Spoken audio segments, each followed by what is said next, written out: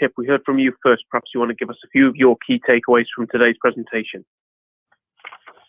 Well, I think the thing, and we said it at the end of our presentation, that it's just been very important, whether you're on the plaintiff side, defense side, if you're working in toxic tort, to be extremely familiar with the respiratory protection, the different types, the requirements of the employer as it relates to their determination of the type and protection given to the employers and not employees, and the training that they must provide, and everything they need to do prior to giving the respiratory protection to the worker. So it's just important that you understand that, and then understand specifically what that plaintiff and or coworkers say about what their experience was with respiratory protection at their work sites.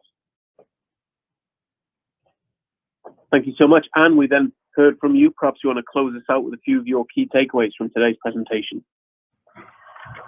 Well, again, it's very important to think about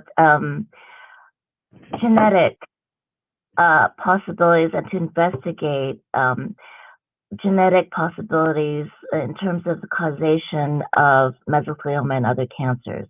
You know, too often we're focusing on exposures, occupational histories, and that kind of thing. But I think you really need to look at the medical defenses, and in particular, what the other potential causes for this person's disease might be.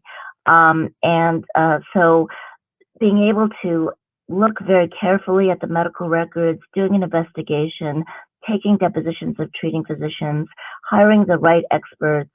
And, you know, nowadays juries are much more keenly aware of how much science and genetics have tied one's genetic background to one's susceptibility to cancer. So I think it's, you know, it's a really interesting, important field. There are new discoveries being made all the time, and we have incredible resources on the internet to try to discover what new developments have occurred. So it's important to keep abreast of these new developments and to always think about them when you're defending your clients in toxic tort actions.